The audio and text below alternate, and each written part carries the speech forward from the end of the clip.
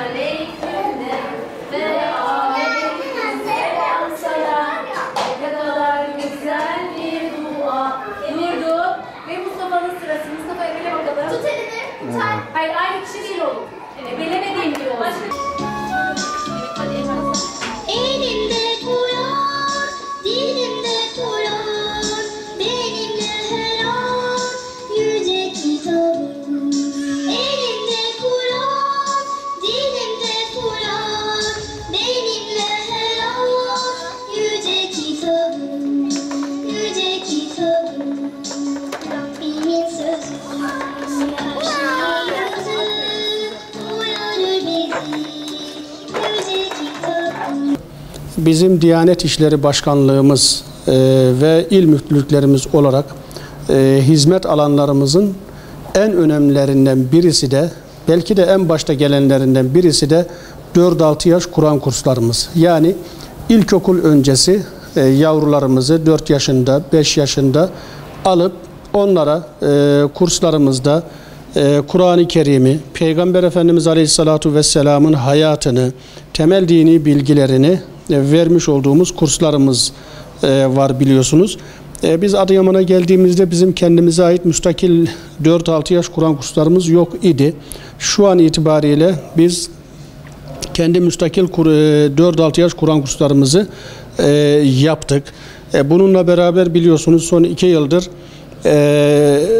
Milli Eğitim Bakanlığımıza bağlı okullarımızın anaokullarında yapmış olduğumuz bir protokolle anaokullarımızdan birer sınıf almak suretiyle geçtiğimiz yıl 17 ila 20 civarında sınıf alıp buralarda biz 4-6 yaş Kur'an kurslarımızı açmış ve başlatmış bulunuyor idik. Şimdi inşallah bu senede malumlarınız olduğu üzere 20 Temmuz 7 Ağustos arası 4-6 yaş Kur'an kurslarımıza kayıtlarımız başlayacak. İnşallah biz buraya mutlaka Adıyamanlı kardeşlerimizin bu kurslarımıza mutlaka yavrularını, çocuklarını kayıt ettirmelerini bekliyoruz. Bizim hayatımızda en değerli, en kıymetli varlıklarımız ve hatta Allah'ın da bizlere emaneti olan yavrularımız.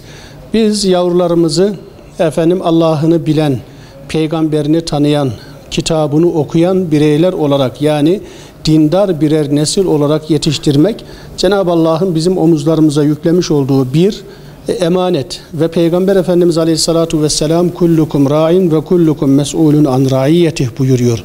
Hepiniz çobansınız ve gütmüş olduğunuz sürünüzden sorumlusunuz, mesulsünüz buyurmak suretiyle yarın ahirette bize ilk sorulacak suallerden birisi de ailemiz, çoluğumuz, çocuğumuzla ilgili yapmış olduğumuz çalışmalarımız, onlara dinini, diyanetini, mukaddesatını öğretip öğretmediğimizden Cenab-ı Allah bizleri sorumlu tutacak. Ve yine Peygamberimiz bir baba oğluna güzel ahlaktan daha güzel bir hediye vermiş olmaz buyurmak suretiyle, yani bizlerin çocuklarımıza yapabileceğimiz en büyük, en güzel, en değerli iyilik onlara İslam ahlakını vermek.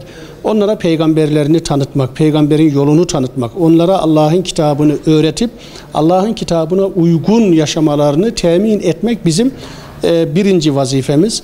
Ve bizim de bu kurslarda tek hedefimiz, yani bu yavrularımız dinini bilsin, diyanetini bilsin, Allah'ın kitabını, kelamını okusun, öğrensin. Peygamberimizi, onun yolunu ve sünnetini öğrensin. Derdimiz bu. Anasına, babasına, dinine, diyanetine, toplumuna, yaşadığı topluma faydalı birer birey olarak yetiştirmekten başka hiçbir gayemiz, hiçbir hedefimiz yoktur. Biz bu yolda, bu uğurda ciddi manada çalışmalar yapıyoruz ve çok güzel de neticeler, çok güzel de sonuçlar alıyoruz. Bizim bu kurslarımıza gelen 2-3 yıldır özellikle Adıyaman'da biz bu 4 yaşında aldığımız çocukları daha ilkokula gitmeden, hatta 1. dönemde Kur'an-ı Kerim'i okumayı öğretiyoruz. Ardından gelen 2. dönemde ve 2. sene tekrar geldiği zaman onu, Kur'an-ı Kerim'i daha böyle işler hale, daha seri okur hale getiriyoruz. Temel dini bilgilerini veriyoruz. Peygamber Efendimiz Aleyhisselatü Vesselam'ın hayatını öğretiyoruz ve özellikle velilerden ve bizim 4-6 yaş Kur'an kursumuzu bitirip ilkokula başladıkları zaman o okudukları ilkokul yöneticilerinden ve öğretmenlerinden de çok güzel dönüşler geliyor bize ve halkımızın da bu yönde teveccühü büyük ve bizden hemen hemen her mahallede böyle bir 4-6 yaş Kur'an kursu açmamızı talep ediyorlar. Biz de karınca kararınca imkanlarımız çerçevesinde imkanlarımızı da zorlayarak fırsatını bulduğumuz zaman, uygun mekanlarda bulduğumuz zaman özellikle camilerimizin o boş ve atıl olan alt katlarını, kullanılmayan taziye evlerimizi bu 4-6 yaş Kur'an kursumuza çevirmek suretiyle toplumun en önemli, en büyük ihtiyaçlarından birisi olan okul öncesi, tabiri caizse kreş Kur'an kurslarımızı, 4-6 yaş Kur'an kurslarımızı hemen hemen her mahallede açmanın gayretindeyiz. Çalışmalarımız da bu yönde devam ediyor. Ben bu duyarlılığından ve beklentilerinden dolayı, taleplerinden de dolayı ben halkımıza teşekkür ediyorum.